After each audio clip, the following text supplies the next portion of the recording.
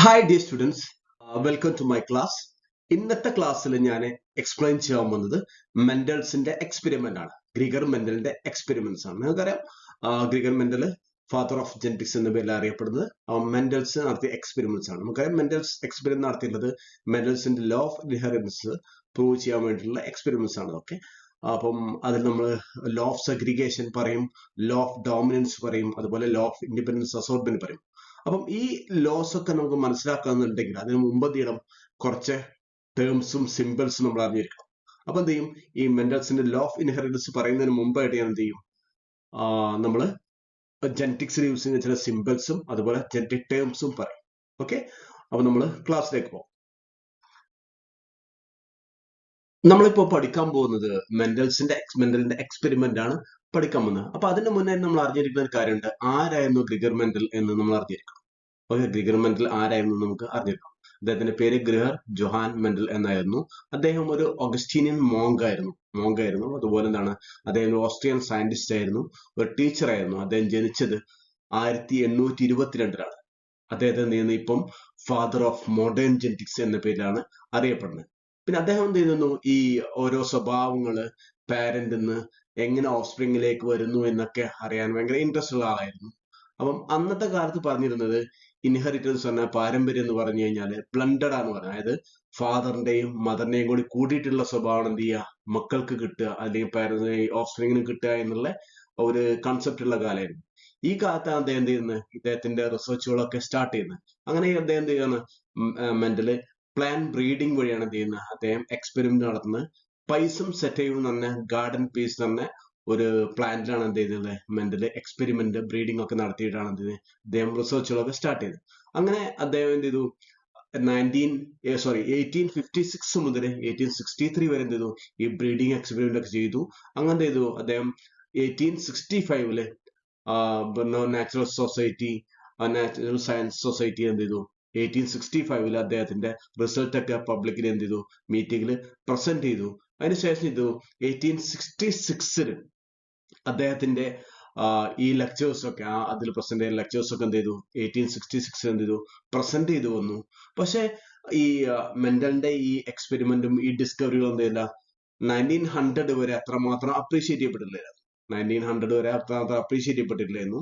പിന്നെയാണ് ഇതല്ലേ, മെന്റലിന്റെ ഈ 1900 ശേഷമാണ് ഈ മെന്റലിന്റെ എക്സ്പെരിമെന്റ്സ് ഒക്കെ അത്രമാത്രം അപ്രീഷിയേഷൻ കിട്ടുകയും ഈ ലോസ് ഒക്കെ അപ്രീഷിയേഷൻ കിട്ടി വരികയും ചെയ്തുള്ളത്. ഈ എക്സ്പെരിമെന്റ്സ് ആണ് എന്തെങ്കിലും നമ്മളെ ജെനറ്റിക്സിന്റെ ഒരു ഫൗണ്ടേഷൻ ആയി മാറുകയും അതുപോലെ തന്നെ മെന്റലിന് ഫാദർ ഓഫ് ജെനറ്റിക്സ് എന്ന ടൈറ്റിൽ ലഭിക്കാനും കാരണമായതൊക്കെ ഈ എക്സ്പെരിമെന്റ് കൊണ്ടായിരുന്നു. അപ്പൊ ഇതാണ് മെന്റലിനെ കുറിച്ചുള്ള ഒരു ബേസിക് ഇൻഫർമേഷൻ പറയുന്നത്. നമുക്ക് എന്ത് ചെയ്യാം, അടുത്ത സൈഡിലേക്ക് പോകാം. അപ്പൊ നമ്മൾ നേരത്തെ പറഞ്ഞു, ഈ മെന്റലിന്റെ എക്സ്പെരിമെന്റും ജെനറ്റിക് എക്സ്പെരിമെന്റ് ഒക്കെ മനസ്സിലാവണമെന്നുണ്ടെങ്കിൽ നമ്മൾ കുറച്ച് ജെനറ്റിക് ടേംസുകൾ പഠിച്ചിരിക്കണം. അപ്പൊ ഇതിന് ഈ സ്ലൈഡിൽ ഞാൻ എക്സ്പ്ലെയിൻ ചെയ്യുന്നത് കുറച്ച് ജെനറ്റിക് ടേംസിനെ കുറിച്ചാണ് എക്സ്പ്ലെയിൻ ചെയ്യുന്നത്. അതിൽ ഫസ്റ്റ് ഒന്നാണ് ജീൻ. അത് നിങ്ങൾക്ക് അറിയാം, is A unit of hereditary that control A specific character. അതായത് പാരമ്പര്യത്തിന്റെ ഒരു യൂണിറ്റ് ആണെന്ത്, ബേസിക് യൂണിറ്റ് ആണെന്ത് ജീൻ എന്ന് പറഞ്ഞാൽ. അതെന്ത് ചെയ്യും, ഒരു പ്രത്യേക സ്വഭാവത്തെ എന്ത് ചെയ്യും, അത് കൺട്രോൾ ചെയ്യും എന്നുള്ളത് മനസ്സിലാക്കാം. പിന്നെ അടുത്താണെന്ത്, അലീൽ എന്ന് പറഞ്ഞാൽ. അലീൽ എന്ന് പറഞ്ഞാൽ ഒരു ജീനിന്റെ ആൾട്ടർനേറ്റീവ് ഫോംസ് ആയിരിക്കും. വ്യത്യസ്തങ്ങളായ ഫോംസിനെ നമ്മൾ വിളിക്കുക, ഒരു ജീനിന്റെ വ്യത്യസ്തങ്ങളായ ഫോംസിനെ നമ്മൾ വിളിക്കുക, അലീൽ എന്ന് വിളിക്കുക. അടുത്താണത് ക്യാരക്ടർ എന്ന് പറഞ്ഞത്. ക്യാരക്ടർ എന്ന് പറഞ്ഞാൽ ഒരു heritable future of N organism. ഒരു ഓർഗാനിസത്തിന്റെ സവിശേഷ സ്വഭാവമായിരിക്കുന്നുണ്ടായിരിക്കുക, ഏതെങ്കിലും സവിശേഷ സ്വഭാവമായിരിക്കുന്നുണ്ടാവുക, അതിനെ ക്യാരക്ടർ എന്ന് വിളിക്കുക. ഫോർ എക്സാമ്പിൾ, കണ്ണിന്റെ നിറം അതെന്ത് ചെയ്യാണ്, ഒരു ക്യാരക്ടർ നമുക്ക് പറയാം. പിന്നെ അടുത്താണെന്ത്, ട്രേറ്റ്സ്. ട്രേറ്റ്സ് എന്ന particular form of A character. അതായത് സ്പെസിഫിക് ഒരു ക്യാരക്ടർ ആയിരിക്കും എന്താ ട്രേറ്റ് എന്ന് പറയാം. അപ്പൊ നമുക്കറിയാം, കണ്ണിന്റെ കളർ എന്നുള്ളത് എന്താണ്, ഒരു ക്യാരക്ടർ ആണ്. പക്ഷെ കണ്ണ് ഏത് കളറാണെന്നുള്ളത് എന്താണ്, അത് ട്രേറ്റ് ആണ്. ബ്ലൂ കളർ ആണെങ്കിൽ അത് ട്രേറ്റ് ആണ്, ബ്ലാക്ക് കളർ എന്ത് ചെയ്യണം, അത് വേറെ ട്രേറ്റ് ആണ്. ഓക്കെ, അപ്പൊ പിന്നെ അടുത്താണെന്ത്, ജീനോടൈപ്പ് എന്ന് പറയാം. അതെന്താണ് ജീനോടൈപ്പ് എന്ന് പറഞ്ഞാൽ, ഒരു ഓർഗാനിസത്തിന്റെ ജെനറ്റിക് കോൺസ്റ്റിറ്റ്യൂഷൻ ആണ്. അതായത് ഓർഗാനിസത്തിന്റെ ജെനറ്റിക് കോൺസ്റ്റിറ്റ്യൂഷൻ നമ്മൾ എന്ത് വിളിക്കുക, അതിലുള്ള ജീൻസിന്റെ കോൺസ്റ്റിറ്റ്യൂഷൻ നമ്മൾ വിളിക്കുക, ജെനറ്റിക് കോൺസ്റ്റിറ്റ്യൂഷൻ നമ്മൾ വിളിക്കുക ജീനോടൈപ്പ് എന്ന് വിളിക്കുക. ഓക്കെ, അതിന്റെ ജെനറ്റിക് മേക്കപ്പ് അതാണ് എന്ത് ചെയ്യുക, ജീനോടൈപ്പ് എന്ന് പറയുക. പിന്നെ രണ്ടാമതാണ് എന്ത്, ഫീനോടൈപ്പ്. ഫീനോടൈപ്പ് എന്ന് പറഞ്ഞാൽ ഒരു ഓർഗാനിസത്തിന്റെ പുറമെ കാണുന്ന അപ്പിയറൻസ് നമ്മൾ വിളിക്കുക, അതിനെ ഫീനോടൈപ്പ് എന്ന് വിളിക്കുക. അടുത്താണെന്ത്, ഹോമോസൈഗസ് ആണ്. ഹോമോസൈഗസ് എന്ന് പറഞ്ഞാല് ഓർഗാസത്തിന്റെ രണ്ട് അലീൽ, ഒരു ജീന്റെ രണ്ട് അലീലും എന്തായിരിക്കും, സെയിം ആയിരിക്കും, ഐഡന്റിക്കൽ ആയിരിക്കും. അതിനെ ഹോമോസൈഗസ് എന്ന് വിളിക്കും. പിന്നെ ഹെട്രോസൈഗസ് കണ്ടീഷൻ എന്തായിരിക്കും ഉണ്ടാവുക, ഒരു ഓർഗാസത്തിന്റെ ഒരു ജീന്റെ രണ്ട് അലീലും എന്തായിരിക്കും, ഡിഫറെന്റ് ആയിരിക്കും. അതിനെ ഹെട്രോസൈഗസ് വിളിക്കും. ഇനി അടുത്താണ് എന്ത്, ഡോമിനന്റ് ട്രേറ്റ്. ഡോമിനന്റ് ട്രേറ്റ് ഉണ്ടാവലപ്പോഴായിരിക്കും ഉണ്ടാവുക, ഒന്നും ഹെട്രോസൈഗസ് കണ്ടീഷൻ ആയിരിക്കാം, അല്ലെങ്കിൽ ഹോമോസൈഗസ് ഡോമിനന്റ് ആയിരിക്കും. അതായത് ഹെട്രോസൈഗസ് ചിലപ്പോൾ എന്തായിരിക്കും ഉണ്ടാവുക, ക്യാപിറ്റൽ എയും സ്മോൾ എ ആവുമ്പോൾ എന്തായിരിക്കും ഉണ്ടാവുക, ക്യാപിറ്റൽ എ ഡോമിനന്റ് ആയിരിക്കുക. അതുപോലെ ഹോമോസൈഗസ് കണ്ടീഷനിലായിരിക്കും എന്തായിരിക്കും ഉണ്ടാവുക, രണ്ടും ക്യാപിറ്റൽ എ വരുമ്പോൾ എന്തായിരിക്കും, അത് ഡോമിനന്റ് ആയിരിക്കും. പിന്നെ റെസിഡ്യൂ ട്രേറ്റിന്റെ കേസ് എന്തായിരിക്കും സംഭവിച്ചാൽ അവിടെ ഹോമോസൈഗസ് കണ്ടീഷനിൽ മാത്രം എന്ത് ചെയ്യണം, റെസിഡ്യൂ ട്രേറ്റ്സ് ഉണ്ടാവുള്ളൂ. കാരണം ഒന്ന് എന്താ പറയാ, ഹെട്രോസൈഗസ് ആയി കണ്ട എന്താ സംഭവിക്കോടെ, ഒന്ന് ക്യാപിറ്റൽ എ ആയിരിക്കും, മറ്റേ സ്മോൾ എ ആയിരിക്കും. അപ്പോൾ എന്തായിരിക്കും, അത് ഡോമിനന്റ് ആയിരിക്കും. അപ്പം റെസിഡ്യൂ ട്രേറ്റ് ആണെങ്കിൽ എന്ത് ചെയ്യണം, നിർബന്ധമായിട്ട് എന്ത് ചെയ്യണം, അത് ഹോമോസൈഗസ് കണ്ടീഷൻ ആയിരിക്കണം. അപ്പൊ എന്തായിരിക്കും, സ്മോൾ എ ആയിരിക്കും ഉണ്ടായിരിക്കുക. പിന്നെ അടുത്ത ടേം ആണ് എന്ത്, ഹൈബ്രിഡ് എന്ന് പറയും. ഹൈബ്രിഡ് എന്ന് പറയുന്നതാണ് ഒരു ഓർഗാനിസത്തിന് ഒരു ജീന്റെ രണ്ട് ഫോം ഉണ്ടെങ്കിൽ, അത് ഓർഗാനിസത്തിന് ഒരു ജീന്റെ രണ്ട് ഫോം പ്രസന്റ് ആണ്, നമ്മൾ എന്ത് വിളിക്കും, ഹൈബ്രിഡ് എന്ന് വിളിക്കും. Okay, two different allele of gene ആണ്, അതിനെ നമ്മൾ വിളിക്കുക ഹൈബ്രിഡ് എന്ന് വിളിക്കുക. അടുത്താണെന്ത്, പ്യുവർലി എന്ന് വിളിക്കുക. ഓക്കെ, പ്യുവർലി എന്ന് വെച്ചാൽ ഒരു ഓർഗാനിസം എന്ത് ചെയ്യണം, അതിനെ സെൽഫ് ബ്രീഡ് ചെയ്ത് മുന്നോട്ട് പോകുമ്പോൾ എന്ത് ചെയ്യുക, എല്ലാ ബ്രീഡിങ്ങിലും എല്ലാ ജനറേഷനിലും സെയിം ഐഡന്റിക്കലായ അലീൽ കിട്ടുകയാണെങ്കിൽ, ഓരോ ജനറേഷനും എന്താണ്, സെയിം ഐഡന്റിക്കൽ അലീൽ കിട്ടുകയാണെങ്കിൽ നമ്മൾ അത് വിളിക്കും, പ്യുവർലി എന്ന് വിളിക്കും. ഫോർ എക്സാമ്പിൾ, നമ്മൾ ആ കേസിൽ എന്തായിരിക്കും, ഇവിടെ എന്തായിരിക്കും, എ ഓക്കെ, രണ്ടും ക്യാപിറ്റൽ എ ആയിരിക്കും. രണ്ടും ക്യാപിറ്റൽ എ ആയിരിക്കുമ്പോൾ എന്തായിരിക്കുക, അത് ബ്രീഡ് ചെയ്ത് അടുത്ത ജനറേഷൻ എന്തായിരിക്കും ഉണ്ടായിരിക്കുക, രണ്ട്, പിന്നെ ഉണ്ടാവുന്ന അടുത്ത ജനറേഷനും എ മാത്രമേ കിട്ടുള്ളൂ. അല്ലെങ്കിൽ എന്താണ്, അവിടെ രണ്ടും റിസീവ് കണ്ടീഷൻ ആണെങ്കിൽ, അതായത് രണ്ടും റിസീവ് കണ്ടീഷൻ ആണെങ്കിൽ എന്തായിരിക്കും ഉണ്ടാവുക, സ്മോൾ എ ആണെങ്കിൽ അത് രണ്ടും കൂടി പിന്നെയും എന്ത് ചെയ്യാണ്, നമ്മൾ ക്രോസ് ചെയ്യുന്ന സമയത്ത് ഉണ്ടാകുന്ന ഓഫ്സ്പ്രിംഗ് എന്തായിരിക്കും ഉണ്ടായിരിക്കുക, സ്മോൾ എ ഉണ്ടായിരിക്കും. അപ്പൊ അതിനെന്ത് ചെയ്യും, ഒരുപാട് ജനറേഷനിൽ സെയിം ഐഡന്റിക്കൽ അലീൽ തന്നെ കിട്ടുകയാണെങ്കിൽ നമ്മൾ എന്ത് വിളിക്കും, പ്യുവർലി എന്ന് വിളിക്കും. പിന്നെ അതുപോലെ അടുത്ത എന്താണ്, പാരന്റൽ ജനറേഷൻ. പാരന്റൽ ജനറേഷൻ എന്ന് വെച്ചാൽ നമ്മൾ ജനറ്റിക് ക്രോസിന് വേണ്ടി യൂസ് ചെയ്യുന്ന പാരന്റൽ ഓർഗാൻസ് നമ്മൾ എന്ത് വിളിക്കുക, പാരന്റ് ജനറേഷൻ വിളിക്കുക. അപ്പോൾ എന്താണ് അടുത്ത്, ഫസ്റ്റ് ഫിലിയൽ ജനറേഷൻ, അതായത് F1 ജനറേഷൻ എന്ന് പറഞ്ഞാൽ പാരന്റിനെ ക്രോസ് ചെയ്തിട്ട് ഫസ്റ്റ് കിട്ടുന്ന ഓഫ്സ്പ്രിങ്ങിനെ നമ്മൾ വിളിക്കുക F1 ജനറേഷൻ, അല്ലെങ്കിൽ ഫസ്റ്റ് ഫിലിയൽ ജനറേഷൻ വിളിക്കുക. പിന്നെ അടുത്താണ് സെക്കൻഡ് ഫിലിയൽ ജനറേഷൻ, അതായത് F2 ജനറേഷൻ. എന്താണ്, F1 ജനറേഷനെ ക്രോസ് ചെയ്ത് കിട്ടുന്ന ഓഫ്സ്പ്രിങ്ങിനെ നമ്മൾ വിളിക്കും F2 ജനറേഷൻ, അല്ലെങ്കിൽ സെക്കൻഡ് ഫിലിയൽ ജനറേഷൻ വിളിക്കും. ഓക്കെ, ഇതൊക്കെയാണ് എന്ത് ചെയ്യാം സാധാരണയായിട്ടുള്ള നമ്മളെ ജെനറ്റിക്സിൽ യൂസ് ചെയ്യുന്ന കുറച്ച് ടേംസുകൾ. അപ്പൊ ഞാൻ മനസ്സിലാക്കുന്നു ഇതിനപ്പുറം വേറെയും കുറെ ടേംസുകൾ നമ്മൾ യൂസ് ചെയ്യാറുണ്ട്. പക്ഷെ നമുക്ക് ഈ എക്സ്പെരിമെന്റിലൊക്കെ മനസ്സിലാക്കാൻ മതി, ഈ ടേംസ് നമ്മൾ നിർബന്ധമായിട്ടും അറിഞ്ഞിരിക്കണം. ഓക്കെ, ഇനി അടുത്ത് നമുക്ക് എന്ത് ചെയ്യാം, ജെനറ്റിക്സിൽ സാധാരണയായിട്ട് യൂസ് ചെയ്യുന്ന സിംബൽസ് ഏതൊക്കെ നോക്കാം. ഓക്കെ, ജെനറ്റിക്സിൽ സാധാരണ യൂസ് ചെയ്യുന്ന സിംബൽസ് ഏതൊക്കെ നോക്കും. അതിൽ നമ്മൾ എന്ത് ചെയ്യാം, ഫസ്റ്റ് പറഞ്ഞ ഡോമിനന്റ് ആൻഡ് റിസീവ് അലീൽസിനെ റെപ്രസെന്റ് ചെയ്യുന്ന സിംബൽസ്. അപ്പൊ നമ്മൾ സാധാരണ ഡോമിനന്റ് അലീലിനെ റെപ്രസെന്റ് ചെയ്യുന്ന നമ്മൾ അതിപ്പോൾ എന്തായിരിക്കും, ക്യാപിറ്റൽ ലെറ്റേഴ്സ് ആണ് എന്ത് ചെയ്യുക, ഉപയോഗിക്കുക. ക്യാപിറ്റൽ ലെറ്റേഴ്സ് എന്താണ് സാധാരണ ഡോമിനന്റ് അലീലിന് വേണ്ടിയിട്ട് നമ്മൾ ഉപയോഗിക്കാറുള്ളത്. ഇവിടെ നമുക്ക് കാണാൻ പറ്റും, example capital A, B, T, ഇതൊക്കെ എന്താണ് ഡിഫറെന്റ് ജീനുകളുടെ എന്താണ് ഡോമിനന്റ് അലീൽസ് ആണ്. അതുപോലെ സ്മോൾ ലെറ്റേഴ്സ് എന്താ ഉപയോഗിക്കുക വെച്ചാൽ റിസീവ് അലീലിനെ റെപ്രസെന്റ് ചെയ്യാൻ നമ്മൾ എന്ത് ചെയ്യുക, സ്മോൾ ലെറ്റേഴ്സ് ഉപയോഗിക്കുക. ഇവിടെ കണ്ടില്ലേ, എക്സാമ്പിൾ എ, ബി, ടി, അതായത് ഈ ജീന്റെ ഡോമിനന്റ് ക്യാരക്ടർ ആണത് ഈ ക്യാപിറ്റൽ എ, അതിന്റെ റിസീവ് ആണത് സ്മോൾ എ എന്ന് പറയുന്നത്. അതുപോലെ എന്താണ് ഈ ബിയുടെ അങ്ങനെ മാറി വരും. എന്താണ് നമ്മൾ ഡോമിനന്റ് അലീലിനെ റെപ്രസെന്റ് ചെയ്യാൻ ക്യാപിറ്റലും, അതുപോലെ റിസീവിനെ റെപ്രസെന്റ് ചെയ്യാൻ സ്മോൾ ലെറ്റേഴ്സ് ഉപയോഗിക്കും. പിന്നെ ഒരു അലീലിൽ തന്നെ ഒരു ജീന്റെ രണ്ട് അലീലിനെ റെപ്രസെന്റ് ചെയ്യാൻ നമ്മൾ എന്ത് ചെയ്യും, അപ്പം ക്യാപിറ്റൽ എ ഒരു ജീന്റെ ഒരു ഡോമിനന്റ് അലീലാണ് എന്ത് എ, അതുപോലെ റിസീവ് അലീൽ എന്താണ് സ്മോൾ എ, അതായത് ക്യാപിറ്റൽ എ സ്മോൾ എ. ഇങ്ങനെയാണ് എന്ത് ചെയ്യുക, നമ്മൾ ഒരു ജീന്റെ തന്നെ രണ്ട് അലീലിനെ റെപ്രസെന്റ് ചെയ്യുന്ന സിംബൽസ്. പിന്നെ അടുത്ത മൂന്നാമതാണത് wild type symbol. Wild type എന്ന് പറഞ്ഞാൽ നമ്മൾ നോർമൽ ആയിട്ട് നാച്ചുറലിനെ കാണുന്ന ജീനെ, അതിനെ നമ്മൾ എന്ത് വിളിക്കുക, വൈൽഡ് ടൈപ്പ് എന്ന് വിളിക്കുക. അതിനെ റെപ്രസെന്റ് ചെയ്യാൻ എന്ത് ചെയ്യും, അവിടെ പ്ലസ് സിംബൽ എന്ത് ചെയ്യും ഉപയോഗിക്കും, അല്ലെ, പ്ലസ് സിംബൽ എന്ത് ചെയ്യും അവിടെ ഉപയോഗിക്കും. പക്ഷെ അത് മ്യൂട്ടന്റ് ആണെങ്കിൽ, അതായത് ജനറ്റിക് മ്യൂട്ടേഷൻ വന്ന ജീനാണെങ്കിൽ അത് നമ്മൾ എന്ത് ചെയ്യും, നോർമൽ, അതായത് എന്ത് ചെയ്യും, പ്ലസ് ഇല്ലാത്ത ആണ് എന്ത് ചെയ്യുക നമ്മൾ കൊടുക്കുക. അപ്പൊ എന്ത് ഇവിടെ എന്താണ് എ മാത്രമേ ഉള്ളൂ, ഇവിടെ എന്താണ് എ പ്ലസ് സിംബൽ എന്ത് ചെയ്തു, ഓപ്പോസിറ്റ് പ്ലസ് സിംബൽ എന്ത് ചെയ്തു അവിടെ വന്നു. അപ്പൊ നമ്മൾ അത് നോർമൽ ആണ്, വൈൽഡ് ടൈപ്പ് എന്ന്.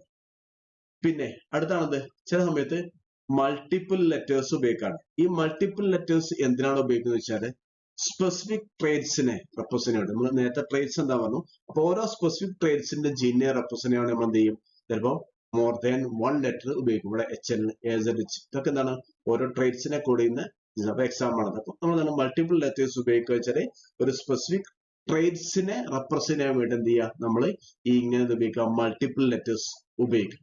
പിന്നെ അടുത്താണ് സ്ലാഷ് ഉപയോഗിക്കുക.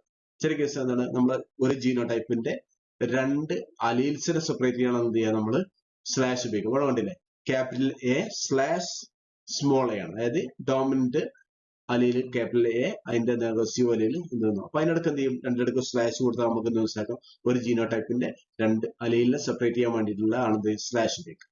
അടുത്താണത് ഒരു സ്പേസ് ഉപയോഗിക്കും. Okay, space. അപ്പൊ സ്പേസ് എന്തിനാ ഉപയോഗിക്കുക, 2 ജീനുകളെ സെപ്പറേറ്റ് ചെയ്യാൻ വേണ്ടി നമ്മൾ എന്ത് ചെയ്യുക, സ്പേസ് ഉപയോഗിക്കും. അപ്പൊ ഇവിടെ കണ്ടില്ലേ, A എന്ന് പറഞ്ഞ ജീനും B എന്ന് പറഞ്ഞ ജീനും. ഓക്കെ, അങ്ങനെ ഇത് രണ്ടിടക്കുന്ന ഒരു സ്പേസ് വന്നു. അപ്പൊ എന്താണ്, 2 ജീനുകളെ സെപ്പറേറ്റ് ചെയ്യാൻ വേണ്ടി നമ്മൾ എന്ത് ചെയ്യുന്നത്, അവിടെ ഒരു സ്പേസ് കൊടുക്കും. പിന്നെ ചില കേസ് എന്താണ്, സൂപ്പർ സ്ക്രിപ്റ്റും സബ്സ്ക്രിപ്റ്റും കാണും. സൂപ്പർ സ്ക്രിപ്റ്റും കാണാം, സബ്സ്ക്രിപ്റ്റും ആണല്ലേ. LFR സബ്സ്ക്രിപ്റ്റിലാണ് 1 വന്നത്, LFR 2 വന്നു, പിന്നെ ELR സൂപ്പർ സ്ക്രിപ്റ്റ് ആണ്. ഇതെന്താ വെച്ചാല് സിമിലർ ജീൻസ് ഡിഫറെന്റ് ലൊക്കേഷനിൽ കാണുകയാണെങ്കിൽ അതിനാണ് റെപ്രസെന്റ് ചെയ്യാൻ നമ്മൾ എന്ത് ചെയ്യുക, LFR 1ഉം LFR 2ഉം അങ്ങനെ എന്ത് ചെയ്യുക, നമ്മളിങ്ങനെ സൂപ്പർ സ്ക്രിപ്റ്റും സബ്സ്ക്രിപ്റ്റും ഒക്കെ കൊടുക്കും. ഓക്കെ, സെയിം ജീനെ ഡിഫറെന്റ് ലൊക്കേഷനിൽ കാണുകയാണെങ്കിൽ അത് എന്ത് ചെയ്യും, നമ്മൾ സൂപ്പർ സ്ക്രിപ്റ്റും സബ്സ്ക്രിപ്റ്റും കൊടുത്ത് എന്ത് ചെയ്യും, അതിനെ സെപ്പറേറ്റ് ചെയ്യാൻ വേണ്ടിയാണ് എന്ത് ചെയ്യുക, ഇങ്ങനെ എന്ത് ഉപയോഗിക്കുന്നത്, സൂപ്പർ സ്ക്രിപ്റ്റും സബ്സ്ക്രിപ്റ്റും ഒക്കെ യൂസ് ചെയ്യും. ഓക്കെ, ഇതാണ് ജനറ്റിക്സിൽ കോമൺ ആയിട്ട് യൂസ് ചെയ്യുന്ന ടേംസും സിമ്പിൾസും ഒക്കെ പറഞ്ഞത്. സിമ്പിൾസ് ഒക്കെ ഇതാണ്. ഓക്കെ, നമ്മൾ പറഞ്ഞു ജനറ്റിക്സിൽ സാധാരണയായിട്ട് ഉപയോഗിക്കുന്ന ടേംസും സിമ്പിൾസും പറഞ്ഞു. ഇനി നമുക്ക് എന്ത് ചെയ്യാം, ഗ്രിഗർ മെന്റലിന്റെ എക്സ്പെരിമെന്റ് സൈഡിലേക്ക് വരാം. എന്തൊക്കെ എക്സ്പെരിമെന്റ് ചെയ്തൊക്കെ നമുക്ക് എന്ത് ചെയ്യാം നോക്കാം. അപ്പൊ അതിന് അദ്ദേഹം നമ്മൾ പറഞ്ഞു മെന്റൽ യൂസ് ചെയ്തിട്ടുള്ള ഇത് പീ പ്ലാന്റ് ആണ് യൂസ് ചെയ്തത്. അതായത് പീ പ്ലാന്റ് സെറ്റ് ചെയ്യുവാണ് അദ്ദേഹത്തിന്റെ നമ്മളെ മെന്റൽ എക്സ്പെരിമെന്റ് കൊണ്ട് യൂസ് ചെയ്യുന്നത്. അപ്പൊ ഒരുപാട് പ്ലാന്റ്സ് ഒക്കെ നേച്ചുറലി അവൈലബിൾ ആണെങ്കിലും എന്തുകൊണ്ടായിരിക്കും ഈ പീ പ്ലാന്റിനെ മെന്റല് ഓപ്റ്റ് ചെയ്യാനുള്ള കാരണം എന്ന് നോക്കി കഴിഞ്ഞാൽ നമുക്ക് കാണാം, അതിന് കുറച്ച് കാരണങ്ങൾ ഉണ്ടായിരുന്നു. അതിൽ ഒന്നാമത്തെ എന്താണ്, ഈ പീ പ്ലാന്റിനെ ഈസി ആയിട്ട് ഗാർഡനിൽ വളർത്താൻ പറ്റുമെന്നുള്ളതാണ്. ഓക്കെ, ഈസി ടു ഗ്രോ, അതായത് ഗാർഡനിൽ ഈസിയായി വളർത്താൻ പറ്റും. നമ്മളൊരു എക്സ്പെരിമെന്റ് ഒക്കെ ചെയ്യുന്ന സമയത്ത് ആ എക്സ്പെരിമെന്റ് ഓർഗാനിസം നമുക്ക് ലാബിലോ അല്ലെങ്കിൽ നമ്മളെ കൺട്രോൾ സ്പേസോ എന്തെങ്കിലും നമുക്ക് സുഖമായിട്ട് അതിനെ ഗ്രോ ചെയ്യിക്കാൻ പറ്റും. അപ്പോഴാണ് എന്ത് ചെയ്യുക, നമുക്ക് കുറച്ചുകൂടി നന്നായിട്ട് നല്ല റിസൾട്ട് ഒക്കെ കിട്ടുകയും നമുക്ക് ഈസി ആയിട്ട് എക്സ്പെരിമെന്റ് ചെയ്യാൻ സുഖമാവുകയും ചെയ്യും. അപ്പോൾ ഒന്ന് ഈസി ടു ഗ്രോ, രണ്ടെന്താണ് ഷോർട്ട് ലൈഫ് സൈക്കിൾ ആണ്. ഈ പ്ലാന്റ് 60 to 120 ഡേയ്സ് മാത്രമേ ഉള്ളൂ ഈ പ്ലാന്റിന്റെ മാക്സിമം ലൈഫ് സൈക്കിൾ ഉണ്ടായിരിക്കും. അപ്പൊ അവിടെ എന്ത് ചെയ്യും, പെട്ടെന്ന് നമുക്ക് എന്ത് ചെയ്യും, അതിന്റെ എല്ലാ സ്വഭാവങ്ങളും കാണിച്ചുള്ള റിസൾട്ട് കിട്ടാൻ ഈസി ആയിരിക്കും. പിന്നെ മൂന്നാമതെന്താണ്, ക്ലിയർ കോൺട്രാസ്റ്റിംഗ് ട്രേറ്റ്സ് ആണ്. അതായത് ഒരു ഇതിന് ട്രേറ്റ്സ് എന്ത് ചെയ്യും, കൃത്യമായിട്ട് വ്യത്യാസങ്ങൾ നമുക്ക് കാണാൻ പറ്റും. അപ്പൊ നമ്മൾ ഫോർ എക്സാമ്പിൾ പറയുകയാണെങ്കിൽ ഇത് നമ്മളെ സീഡിന്റെ കേസ് എടുക്കുകയാണെങ്കിൽ, seed for example seed round സീഡും റിങ്കിൾഡ് സീഡും. അപ്പൊ സീഡ് ഷേപ്പിൽ എന്തുണ്ട്, റൗണ്ടും ഉണ്ട് റിങ്കിൾഡ് ഉണ്ട്. അത് കൃത്യമായി നമുക്ക് എന്ത് ചെയ്യാൻ പറ്റും, അത് മനസ്സിലാക്കാൻ പറ്റും. അപ്പൊ അങ്ങനെ എന്ത് ചെയ്യാൻ പറ്റും, ശരിക്കും വൈരുദ്ധ്യമായുള്ള ട്രേറ്റ്സുകൾ അതിലുണ്ട്. പിന്നെ അടുത്തൊരു കാരണമായിരുന്നു സെൽഫ് ആൻഡ് ക്രോസ് പോളിനേഷൻ. ഏതിന്റെ കേസിൽ പോസിബിൾ ആണ്, നമ്മുടെ ഈ പീ പ്ലാന്റിന്റെ കേസിൽ, ഈ പീ പ്ലാന്റിലെ ഫ്ലവറിന്റെ കേസിൽ പോസിബിൾ ആണ്. അതിന് നമുക്ക് എന്താ വെച്ചാൽ, നമ്മൾ സെൽഫ് പോളിനേഷൻ എന്ന് പറഞ്ഞാൽ എന്താണ്, സെയിം പ്ലാന്റിന്റെ പോളൻസ് എന്ത് ചെയ്യും, ഈ സ്റ്റിഗ്മയിൽ വന്ന് എന്ത് ചെയ്യും, പോളിനേഷൻ നടക്കും. ഇതാണ് എന്ത് പറയും, നമ്മൾ സെൽഫ് പോളിനേഷൻ പറയാം. ക്രോസ് പോളിനേഷൻ ആണ് സംഭവിക്കുന്നത് വെച്ചാൽ എന്ത് ചെയ്യും, എക്സ്പെരിമെന്റ് നടക്കുന്ന സമയത്ത് ഒരു പ്ലാന്റിന്റെ സ്റ്റേമൻ എന്ത് ചെയ്യും, റിമൂവ് ചെയ്യും. സ്റ്റേമൻ റിമൂവ് ചെയ്യുമ്പോൾ എന്ത് ചെയ്യും, അതിന്റെ ആന്തറും അതുപോലത്തെ അതിലുള്ള പോളൻസ് ഒക്കെ എന്ത് ചെയ്യും, പോയിട്ടുണ്ടായിരിക്കും. എന്നിട്ട് എന്ത് ചെയ്യും, അതിൽ പിന്നെ എന്ത് മാത്രമേ ഉണ്ടാവും, സ്റ്റിഗ്മ മാത്രമേ പ്രസന്റ് ആയിരിക്കും. എന്നിട്ട് എന്ത് ചെയ്യും, ആ സ്റ്റിഗ്മയിലേക്ക് എന്ത് ചെയ്യും, മറ്റൊരു പ്ലാന്റിന്റെ പോളൻസ് എന്ത് ചെയ്യും, ഇതിലേക്ക് സ്റ്റിഗ്മയിലേക്ക് ട്രാൻസ്ഫർ ചെയ്യും. അങ്ങനെ എന്ത് ചെയ്യാൻ പറ്റും, ക്രോസ് പോളിനേഷൻ നടക്കാൻ പറ്റും. അപ്പം ഈ സെൽഫ് പോളിനേഷനും ക്രോസ് പോളിനേഷൻ എന്താണ്, ഇതിൽ ഈസിയാണ്. അതായത് സെൽഫ് പോളിനേഷനിൽ സെയിം സെയിം ഫ്ലവറിന്റെ പോളൻസ് എന്ത് ചെയ്യും, ഇതിലേക്ക് തന്നെ എന്ത് ചെയ്യും, സ്റ്റിഗ്മയിലേക്ക് വരും. അങ്ങനെ എന്ത് ചെയ്യും, സെൽഫ് പോളിനേഷൻ നടക്കും. മറ്റേ ക്രോസ് പോളിനേഷൻ കേസ് എന്ത് ചെയ്യും, ഏത് ഫ്ലവറിലേക്കാണ് പോളിനേഷൻ നടത്തുന്നത്, ആ ഫ്ലവറിന്റെ സ്റ്റേമിന് എന്ത് ചെയ്യും കട്ട് ചെയ്ത് ഒഴിവാക്കുമ്പോൾ എന്ത് ചെയ്യും അതിലെ ആന്തറിൽ പിന്നെ പോളൻസ് ആയിരിക്കില്ല. വേറൊരു പ്ലാന്റിന്റെ ഫ്ലവറിന് എന്ത് ചെയ്യും അതിന്റെ ആന്തറിനുള്ള പോളൻസ് എന്ത് ചെയ്യും എവിടേക്ക് വെക്കും നമ്മളെ സ്റ്റിഗ്മ മാത്രമുള്ള ഫ്ലവറിലേക്ക് എന്ത് ചെയ്യും ട്രാൻസ്ഫർ ചെയ്യും. അങ്ങനെ എന്ത് ചെയ്യും പോളിനേഷൻ നടക്കും. അതാണ് എന്ത് ചെയ്യും സെൽഫ് പോളിനേഷനും ക്രോസ് പോളിനേഷൻ എന്താണ് ഇതിന്റെ കേസിൽ ഈസി ആണെന്ന് പറയും. അപ്പൊ അതെന്താണ് ഇതിന് കാരണമായത് ഇത് സെലക്ട് ചെയ്യാൻ. മെന്റലിന്റെ എക്സ്പെരിമെന്റിന്റെ സക്സസിന്റെ ഒരു മെയിൻ കാരണം വെച്ചാൽ അദ്ദേഹം എന്ത് ചെയ്തു 7 ക്യാരക്ടർ മാത്രമേ എന്ത് ചെയ്യുള്ളൂ പഠന വിധേയമാക്കിയുള്ളൂ. പഠിക്കാൻ വേണ്ടി 7 ക്യാരക്ടർ മാത്രമേ എടുത്തുള്ളൂ. അദ്ദേഹം അനാവശ്യമായിട്ട് കൺഫ്യൂഷൻ ഉണ്ടാക്കുന്ന റേഞ്ച് ഓഫ് വേരിയേഷൻ ഉണ്ടാക്കുന്ന ക്യാരക്ടേഴ്സ് ഒന്നും അദ്ദേഹം സെലക്ട് ചെയ്യാൻ പോയില്ല. അദ്ദേഹം എടുത്ത 7 ക്യാരക്ടേഴ്സ് എന്തായിരുന്നു 2 ഫോം മാത്രം കാണിക്കുന്ന ക്യാരക്ടേഴ്സ് ആയിരുന്നു. അതിന് എക്സാമ്പിൾ പറയുകയാണെങ്കിൽ നമ്മള് ഇതില് പോഡിന്റെ സീഡിന്റെ കോട്ടിന്റെ കളർ പറയുകയാണെങ്കിൽ വൈറ്റ് വേഴ്സസ് ഗ്രേ എന്താണ് അദ്ദേഹം സെലക്ട് ചെയ്തില്ല. വൈറ്റ് വേഴ്സസ് സീഡ് കോട്ടിന്റെ കളർ വൈറ്റ് വേഴ്സസ് ഉള്ളത് അത് സെലക്ട്. അവിടെ ഒന്ന് വൈറ്റും ഗ്രേയും മാത്രമേ. പിന്നെ രണ്ടാമതാണ് സീഡിന്റെ ഷേപ്പ് റൗണ്ട് റിങ്കിൾഡ്. ഈ 2 വേരിയേഷൻ മാത്രമേ ഉള്ളൂ. അതുപോലെ എന്താണ് സീഡിന്റെ എൻഡോസ്പേം എന്താണ് യെല്ലോ ഗ്രീൻ. ഇതുള്ള എന്ത് ചെയ്തു നോക്കി ഒരു ക്യാരക്ടർ എടുത്തു. പിന്നെ അതുപോലെ എന്താണ് പോഡിന്റെ കളർ അതായത് പിന്നെ പോഡിന്റെ കളർ എന്ത് ചെയ്തു യെല്ലോയും ഗ്രീനുള്ള പ്ലാന്റുകൾ എടുത്തു. കാരണം അവിടെ 2 വേരിയേഷൻ മാത്രമേ ഉള്ളൂ. പിന്നെ പോഡിന്റെ ഷേപ്പ് എന്താണ് ഇൻഫ്ലേറ്റഡും കൺസ്ട്രിക്ട് അതായത് വീർത്ത രൂപത്തിലുള്ള അതുപോലെ തന്നെ എന്താണ് കുറച്ച് മെലിഞ്ഞ രൂപത്തിലുള്ള അതെടുത്തു. പിന്നെ അതുപോലെ തന്നെ ഫ്ലവറിന്റെ പൊസിഷൻ നോക്കി അദ്ദേഹം ചിലതിന്റെ കേസിൽ ആക്സിയൽ ആയിരിക്കും ഉണ്ടാവുക, ചിലതിന് കേസിൽ ടെർമിനലാണ് പ്ലാന്റ് ഉള്ളത്. അപ്പൊ ഇത് 2 വേരിയേഷൻ അതിൽ കാണുള്ളൂ. അതുപോലെ സ്റ്റെമ്മിന്റെ ലെങ്ത് ഒന്ന് ടോൾ ആണ് ഒന്ന് ഷോർട്ട് ആണ്. അപ്പം ഈ 7 ക്യാരക്ടേഴ്സ് ഒക്കെ എന്താണ് കൃത്യമായിട്ട് 2 ഫോം വേരിയേഷൻ മാത്രമേ കാണിക്കുന്നുള്ളൂ. അല്ലാത്ത ക്യാരക്ടേഴ്സ് ഒന്നും ചെയ്യില്ല മെന്റല് എക്സ്പെരിമെന്റിന് വേണ്ടി ഓപ്റ്റ് ചെയ്ത്. പിന്നെ മെന്റലിന്റെ കേസ് പറയുകയാണെന്ന് വെച്ചാൽ മെന്റല് ഇദ്ദേഹത്തിന്റെ പീ പ്ലാന്റ് ഒരു എക്സ്പെരിമെന്റ് വേണ്ടി യൂസ് ചെയ്ത പീ പ്ലാന്റ് സെലക്ട് ചെയ്യുന്നതിന് ശേഷം 2 വർഷം എടുത്തു. 2 വർഷം എടുത്തിട്ടുള്ള എക്സ്പെരിമെന്റിന് വേണ്ടിയിട്ടുള്ള പീ പ്ലാന്റിലെ സെലക്ട് ചെയ്തതിനു ശേഷം 34 വെറൈറ്റി പീ പ്ലാന്റ്സ് അദ്ദേഹം ആദ്യം സ്റ്റാർട്ട് ചെയ്തപ്പോൾ ഉണ്ടായിരുന്നു. പിന്നെ എന്ത് ചെയ്തു അദ്ദേഹം 2 വർഷം വരെ എടുത്തിട്ട് എന്ത് ചെയ്തു ഇതില് സെലക്ട് ചെയ്തിട്ട് അദ്ദേഹത്തിന്റെ വെറൈറ്റി സെലക്ട് ചെയ്യാൻ ശേഷം എന്ത് ചെയ്യുന്നത് 2 വർഷം എടുത്തു എന്നാണ് പറയുന്നത്. അതുപോലെ അദ്ദേഹം യൂസ് ചെയ്ത് എന്താണ് ട്രൂ ബ്രീഡിംഗ് ലൈൻസ് ആണ്. ട്രൂ ബ്രീഡിംഗ് ലൈൻസ് അതായത് പ്യൂർ ലൈൻസ് അതായത് ഹോമോസൈഗസ് ആയിരുന്നു. അതായത് മീൻസ് എന്താണ് ഓരോ ജനറേഷന് ശേഷം എന്ത് ചെയ്യണം അത് കറക്റ്റമായിട്ട് അതിന്റെ സെയിം ഫിനോടൈപ്പ് ആയിരിക്കുന്നതില്ല എപ്പോഴും കാണിച്ചു കൊടുക്കുക. അതായത് ഫോർ എക്സാമ്പിൾ ഒരു പ്ലാന്റ് ടോൾ ആണെങ്കിൽ അതെന്താണ് അത് ഹോമോസൈഗസ് ടോൾ ആയിരിക്കും. അതെന്ത് ചെയ്യും ഓരോ ജനറേഷനും മെന്റലി യൂസ് ചെയ്ത കേസിലെ പ്യൂർ ലൈനിന്റെ കേസാണ് പറഞ്ഞത്. ഹോമോസൈഗസ് ടോൾ ആണെങ്കിൽ എന്ത് ചെയ്യും അത് അടുത്ത ജനറേഷനിലും ടോള് കാണിക്കും പ്ലാന്റ്, അതിന്റെ അടുത്ത ജനറേഷനിൽ എന്ത് ചെയ്യും ടോള് കാണിക്കും. ഇൻ കേസ് ഹോമോസൈഗസ് ഡോർഫ് ആണെങ്കിൽ എന്താണ് അത് അടുത്ത ജനറേഷൻ എന്ത് ചെയ്യും ഡോർഫ് കാണിക്കും. അത് കണ്ടിന്യൂസ് ജനറേഷൻ ആഫ്റ്റർ ജനറേഷൻ എന്ത് ചെയ്യും ഡോർഫെ കാണിക്കും. അപ്പം ഇതാണ് എന്ത് മെന്റലിന്റെ എക്സ്പെരിമെന്റിലെ അദ്ദേഹം ഉപയോഗിച്ചിട്ടുള്ള കാര്യങ്ങളൊക്കെ. അപ്പൊ നമുക്ക് എക്സ്പെരിമെന്റൽ സൈഡിലേക്ക് വരാം. ഫസ്റ്റ് മെന്റൽ ചെയ്തിട്ടുള്ള മോണോ ഹൈബ്രിഡ് ക്രോസ് ആണ്. ഓക്കെ, മോണോ ഹൈബ്രിഡ് ക്രോസ് ആണ്. മോണോ ഹൈബ്രിഡ് ക്രോസ് എന്ന് വെച്ചാൽ അവിടെ എന്താണ് those between parents that different in A single character. ഒരു സിംഗിൾ ക്യാരക്ടറിൽ മാത്രം ഡിഫറെന്റ് ആയി വരുന്ന പാരന്റ്സ് മാത്രം എന്ത് ചെയ്ത് അവിടെ ക്രോസ് ചെയ്തു. ഫോർ എക്സാമ്പിൾ ഇവിടെ നമുക്ക് നോക്കിയാണ് യെല്ലോ സീഡ് തരുന്ന പ്ലാന്റും അതുപോലെ തന്നെ ഗ്രീൻ തരുന്ന സീഡ് തരുന്ന പ്ലാന്റും ആണ് എന്ത് ചെയ്തുള്ളത് ഇവിടെ ക്രോസ് ചെയ്തത്. അപ്പൊ യെല്ലോ എന്താണ് യെല്ലോ ഡോമിനന്റ് ആണ് അവിടെ ഹോമോസൈഗസ് ആണ് ഡോമിനന്റ്. അപ്പം രണ്ടും ക്യാപിറ്റൽ വൈ ആണ് വന്നിട്ടുള്ളത്. അപ്പോൾ എന്ത് ചെയ്തു ഇവിടെ ഗ്രീൻ ആണ് എന്ത് ചെയ്തുള്ളത് വന്നത്. ഗ്രീൻ എന്താണ് റിസീവ് ആണ്, രണ്ടും സ്മോൾ വൈ ആണ് ഇവിടെ കാണിച്ചിട്ടുള്ളത്. ഇത് തമ്മിൽ എന്ത് ചെയ്തു ഇത് രണ്ടും കൂടി ക്രോസ് ചെയ്തു.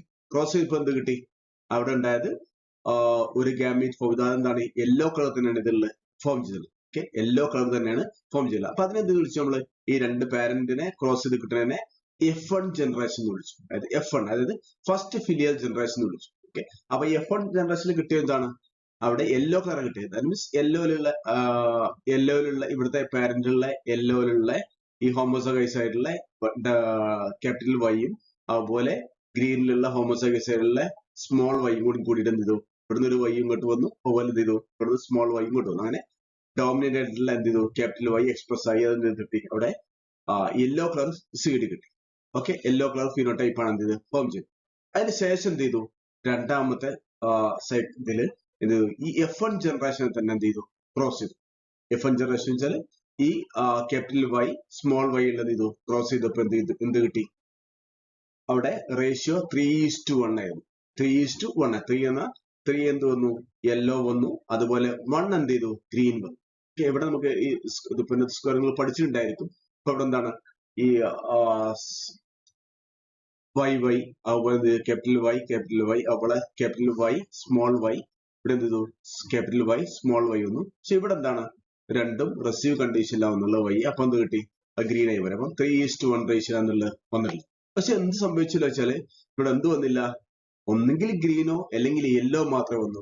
രണ്ടും കൂടി ബ്ലെൻഡ് ആയിട്ടുള്ള ഫോം വന്നില്ല. അതായത് യെല്ലോയുടെയും ഗ്രീൻ്റെ ഇടയ്ക്കുള്ള ഫോം എന്ത് ചെയ്തില്ല? ഇവിടെ വന്നില്ല. ഒന്നെങ്കിൽ യെല്ലോ അല്ലെങ്കിൽ ഗ്രീൻ ആയിട്ട് വന്നു. അപ്പൊ എന്താണ് ബ്ലെൻഡഡ് അല്ല എന്ന് എന്ത് ചെയ്തു? ഇവിടെ മനസ്സിലായി. ഒന്നെങ്കിൽ ഗ്രീനോ അല്ലെങ്കിൽ യെല്ലോ വന്നു. ഇതാണ് സംഭവിച്ചിട്ടുള്ളത്. ഓക്കെ, അപ്പൊ F1 ജനറേഷൻ എന്തായിരുന്നു?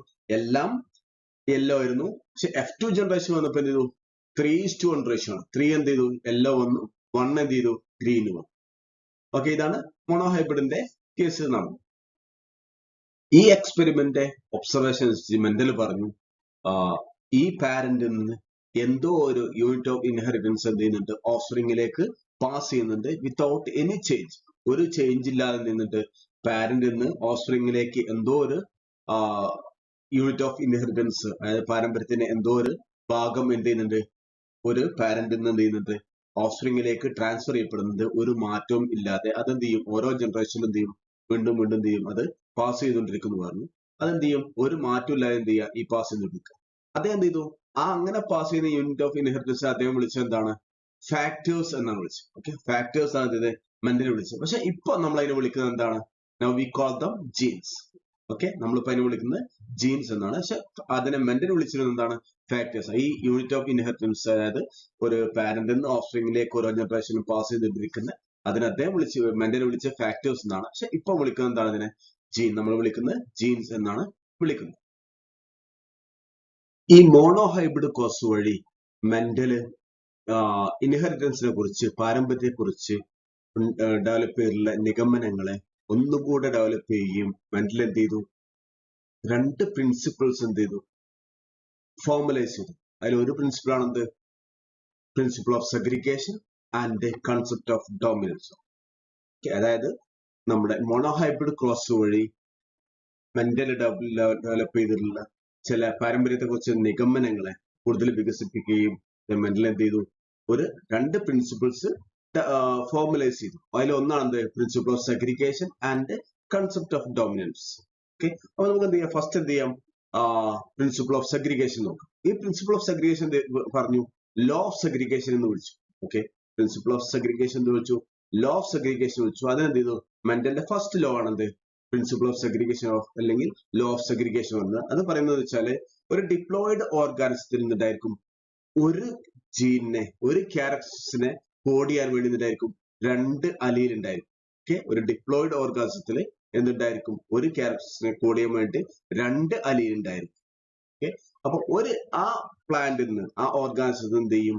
അലീൽ ഈ നമ്മുടെ ഗാമീറ്റ് ഫോം ചെയ്യുന്ന സമയത്ത്, ഓക്കെ, ഗാമീറ്റ് ഫോം ചെയ്യുന്നത് ക്രോസിന് വേണ്ടി ഗാമീറ്റ് ഫോം ചെയ്യുന്ന സമയത്ത് എന്തായിരിക്കും ഉണ്ടാവുക? ഈ 2 അലീലും സെപ്പറേറ്റ് ആവും. 2 അലീലും സെപ്പറേറ്റ് ആയിട്ട് എന്ത് ചെയ്യും? ഓരോ ഗാമീറ്റിലേക്ക് എന്ത് ചെയ്യും? ഒരു അലീൽ മാത്രമേ പോവുള്ളൂ. Okay, 1 alleles go to into each gamete. ഓരോ ഗാമീറ്റിലേക്ക് എന്ത് ചെയ്യും? ഒരു അലീൽ മാത്രമേ പോവുള്ളൂ. ഓക്കെ, അപ്പൊ എന്ത് ചെയ്യും? ഇവിടെ ഈ 2 അലീൽ ഡിപ്ലോയിഡ് ഓർഗാനിസത്തിൽ ഉണ്ടായിരിക്കും. അതെന്ത് ചെയ്യും? സെഗ്രിഗേറ്റ് ചെയ്തിട്ട് എന്ത് ചെയ്യും? ഗാമീറ്റിലേക്ക് ഒരു അലീൽ മാത്രമേ പോവുള്ളൂ. അത് മാത്രമല്ല, ഈ സെഗ്രിഗേഷൻ എന്താണ്? ഈക്വൽ പ്രൊപ്പോർഷൻ ആയിരിക്കും. ഓക്കെ, ഈ ഗാമീറ്റിന്റെ സെഗ്രിഗേഷൻ ആണ് നടക്കുന്നതും ഓരോ ഗാമീറ്റിലേക്ക് പോകുന്നു എന്നാണ് ഈക്വൽ പ്രൊപ്പോർഷനിലെ നടക്കുള്ളൂ. അപ്പൊ ഇതാണ് എന്ത് പറയുന്നത്? ലോ ഓഫ് സെഗ്രിഗേഷൻ എന്ന് പറയുന്നത്. അതായത് ഡിപ്ലോയിഡ് ഓർഗാനിസത്തിൽ 2 അലീൽ ഉണ്ടായിരിക്കും. ഈ 2 അലീൽ എന്ത് ചെയ്യും? ഒരു ഗാമീറ്റ് ഫോം ചെയ്യുന്ന സമയത്ത് 2 അലീലും സെപ്പറേറ്റ് ആയിട്ട് എന്ത് ചെയ്യും? സെഗ്രിഗേറ്റ് ചെയ്തിട്ട് എന്ത് ചെയ്യും? ഓരോ ഗാമീറ്റിലേക്കും പോവും. അത് മാത്രമല്ല, ഈ സെഗ്രിഗേഷൻ എന്താണ്? ഈക്വൽ പ്രൊപ്പോർഷനിൽ മാത്രമേ നടക്കുള്ളൂ. ഇതാണ് എന്ത്? ലോ ഓഫ് സെഗ്രിഗേഷൻ എന്ന് പറയും. രണ്ടാമത്താണ് എന്ത്?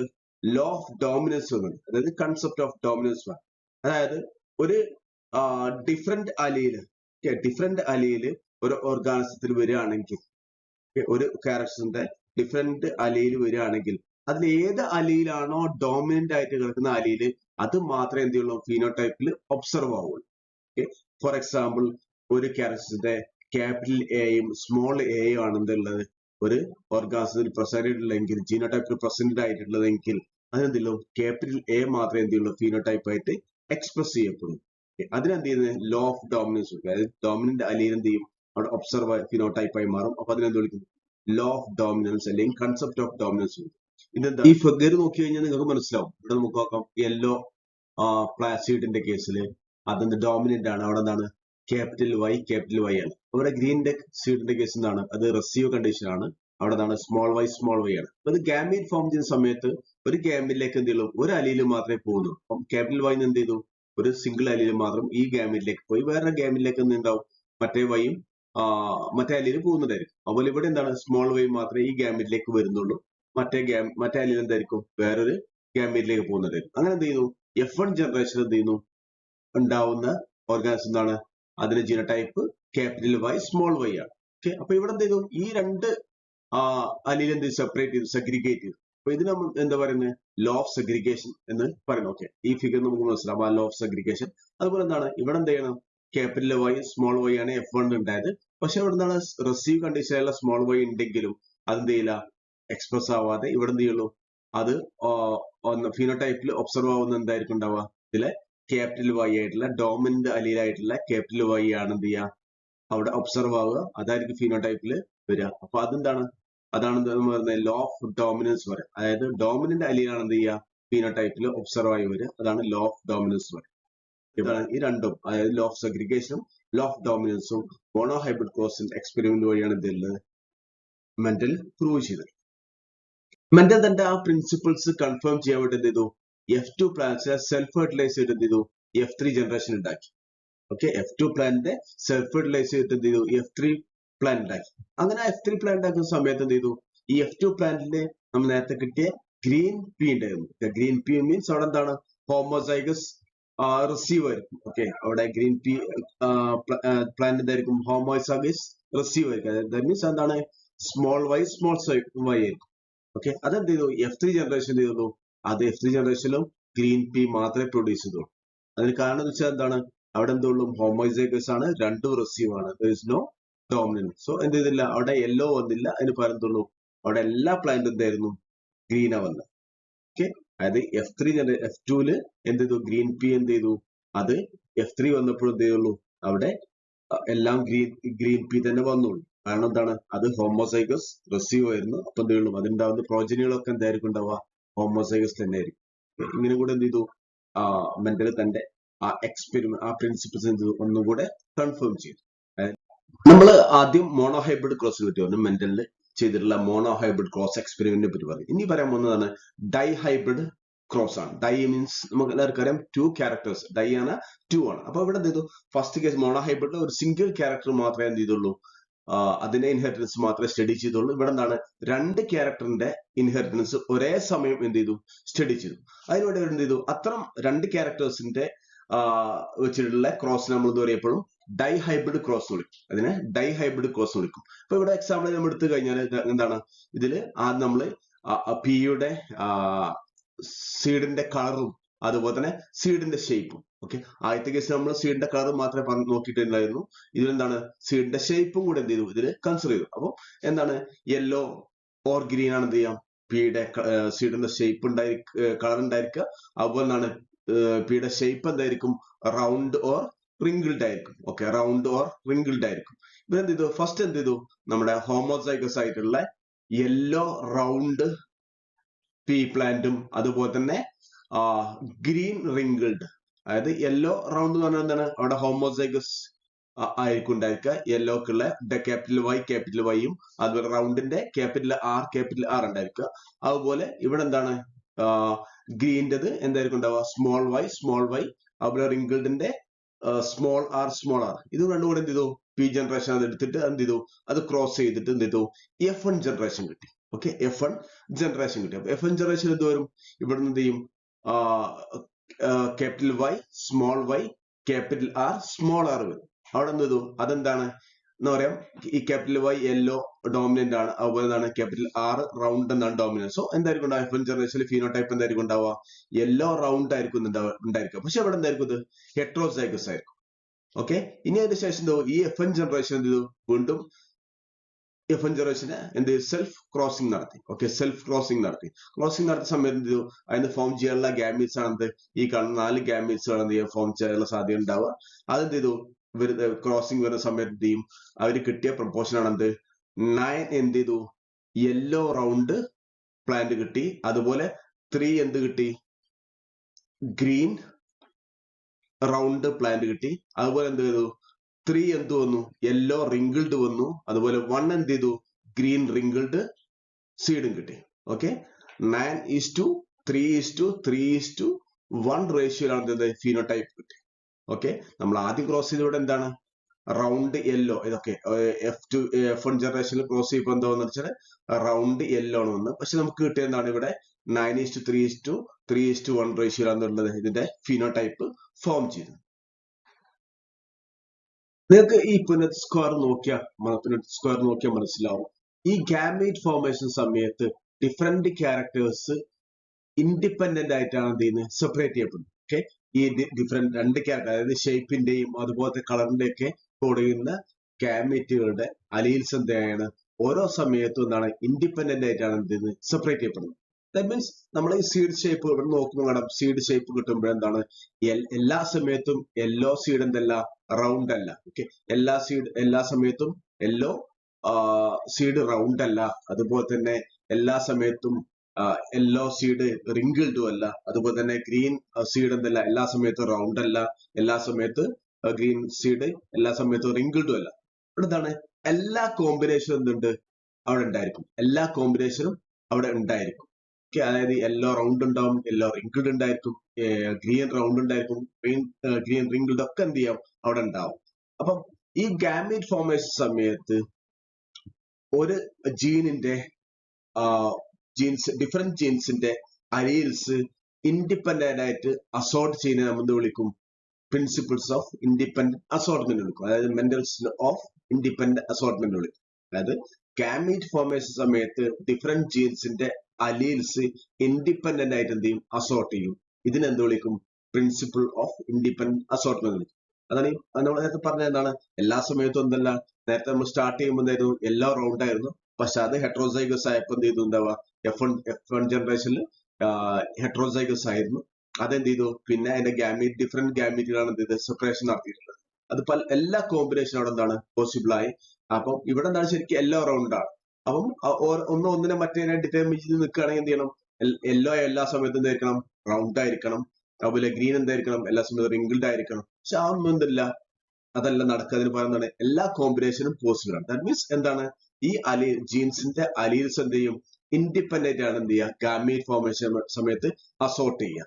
അപ്പം അതുകൊണ്ട് അതിനെന്ത് വിളിക്കുന്നത്, പ്രിൻസിപ്പിൾ ഓഫ് ഇൻഡിപെൻഡന്റ് അസോർട്ട്മെന്റ് അല്ലെങ്കിൽ mental law of independent assortment എന്ന് വിളിക്കുന്നത്.